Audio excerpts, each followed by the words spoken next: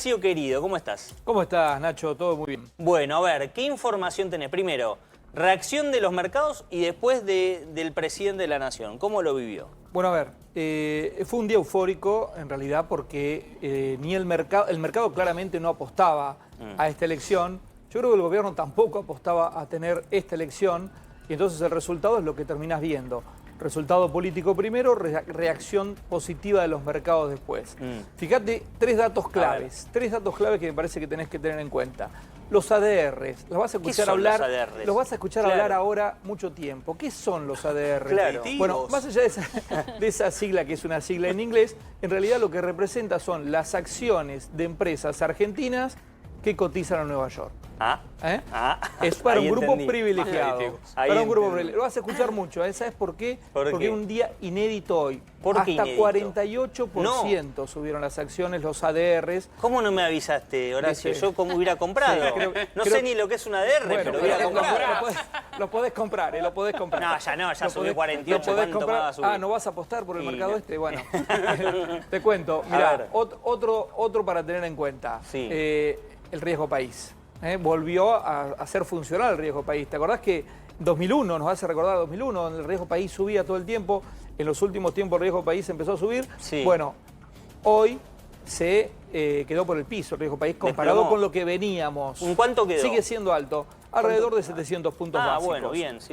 Pero ¿qué quiere decir el riesgo país? Es lo que tiene que pagar un bono argentino, es decir, la Argentina, para pagarle a los inversores que compran bonos, le paga un estado superador, un porcentaje superador a lo que vale, por ejemplo, un bono o lo que paga un bono del Tesoro americano. Ese es el riesgo país. ¿Cuánto riesgo tenés por encima de los bonos americanos? En este caso, 700 puntos básicos, que es básicamente un porcentaje que todavía no es, digamos, totalmente confiable, pero hace que la Argentina sea un país por lo menos encaminado en cuanto al pago de la deuda. ¿Por qué te digo esto? Porque con un riesgo país de 1000 y pico de puntos como tenía la Argentina, imposible, ¿no? Lo que te está diciendo es que hay riesgo de default. Claro. Ahora, esa es la traducción que hacen los mercados. Esa es la traducción que hacen los mercados. Claro. Por eso empiezan a vender bonos.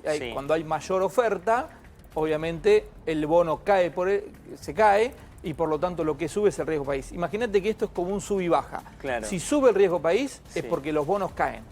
Cuando el riesgo país baja es porque los bonos subieron. Hoy los bonos subieron hasta 24%. No, ¿cómo no me dijiste? Bonos de la deuda soberana argentina, inédito también. Y te digo, es la vez que más subieron del gobierno de Milei.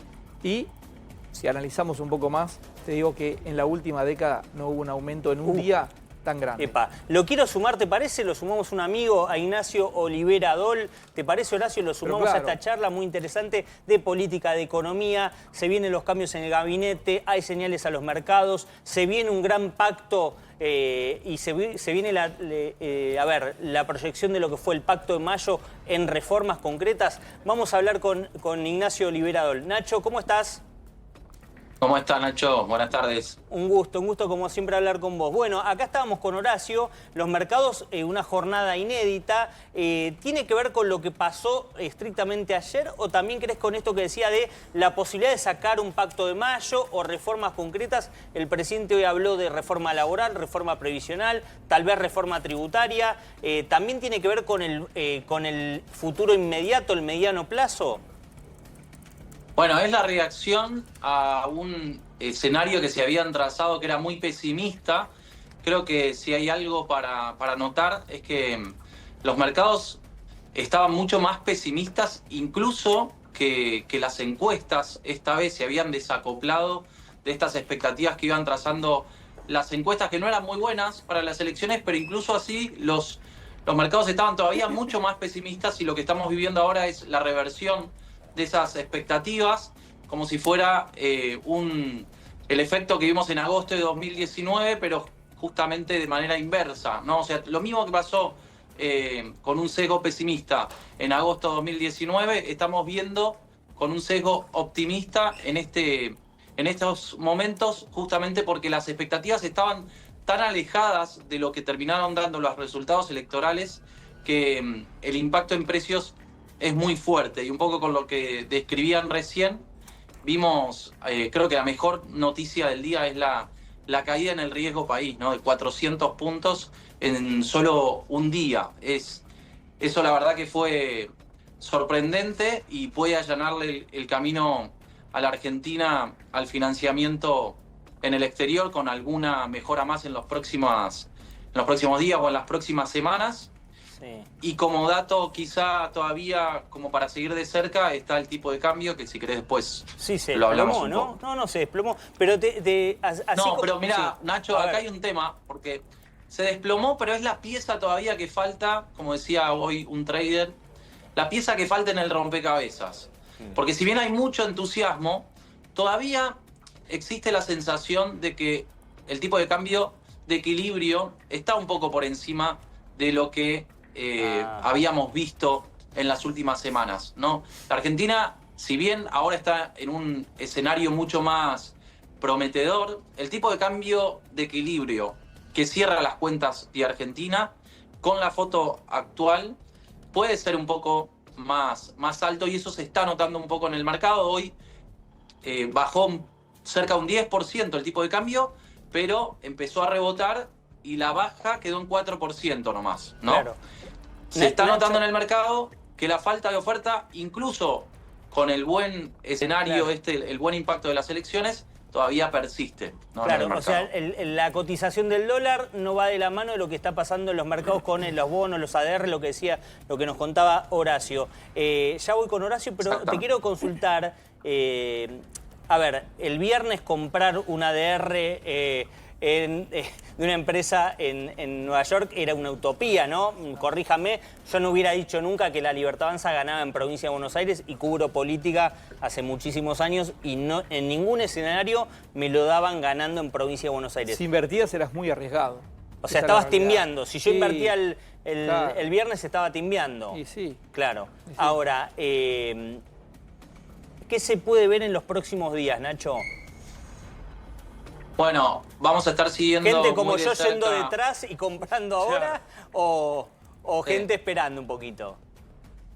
Mirá, lo más importante, de nuevo, me parece que tiene que ver con el tipo de cambio. Vamos a estar todos esperando el momento en el que el Tesoro argentino salga a comprar dólares, porque se va a mostrar como uno de los jugadores en el mercado que va a estar demandando dólares en un momento en el que todavía no aparecen. Pensemos que en las últimas semanas la Argentina adelantó una cantidad de dólares que en general se ve en esta época del año, ¿no? Unos 7.000 millones de dólares del agro se adelantaron, con lo cual los próximos meses la Argentina tiene que sobrevivir con una oferta de dólares que todavía a este tipo de cambio sigue siendo escasa. Y el otro tema muy importante que está preocupando todavía en el mercado es el mercado en pesos.